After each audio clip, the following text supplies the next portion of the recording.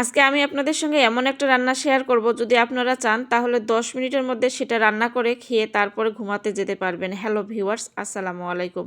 আচ্ছা, রান্নাঘরে যাওয়ার আগে একটু কাজ আছে, বাইরের কাজটা আগে সেরে নেই, তারপর হচ্ছে রান্নাঘরে যাব। আচ্ছা বলেন তো এটা কি?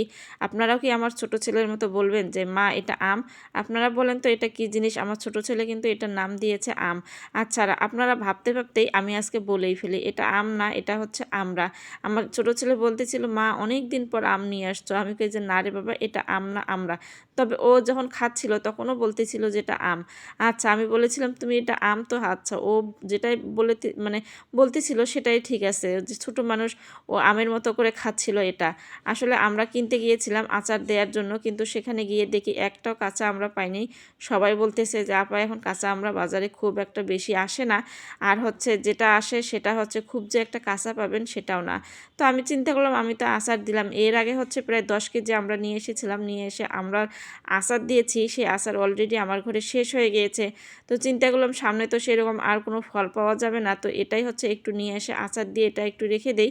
আসলে দেখা যায় আমার মেজো ছেলে যেটা আছে, ও হচ্ছে যদি যেদিন আমি ঘরের মধ্যে কোনো মাংস রান্না করব না, সবজি আর এই আচার যদি তাকে খেতে দেই, সে ভাতটুকু খুব তৃপ্তি সহকারে খায়, অনেক মানে আর কোনো বিরক্তই করে না। আর না হলে মাংস ছাড়া সে ভাতেই খেতে চায় না। বিশেষ করে ওর জন্য আমার আচার বানিয়ে সবসময় রাখতে হয়। তবে আমার আচারে একটু চিনির পরিমাণটা বেশি দিই, কারণ ছোটো বাচ্চা খাবে তো, এই কারণে হচ্ছে একটু ঝাল কম দেই, মিষ্টিটা একটু বেশি দেওয়ার চেষ্টা করি।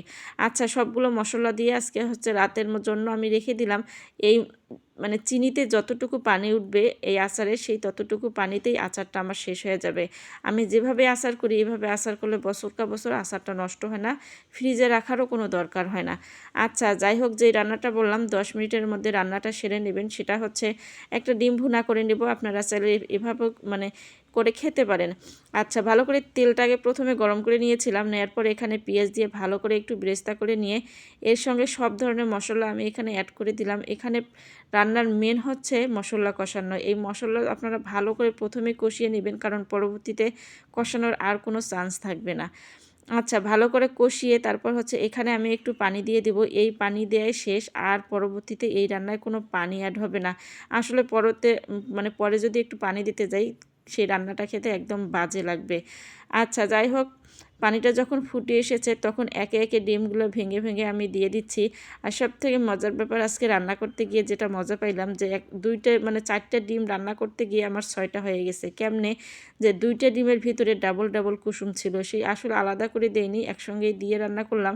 তবে বেশ ভালো লেগেছিল যখন 4টে ডিম হচ্ছে মানে 2টা ডিমের ভিতর 4টে কুসুম বের হয়ে গেছিলো, দেখতেও ভালো লাগতেছিল আর খুব হাসিও পাচ্ছিল একা একা।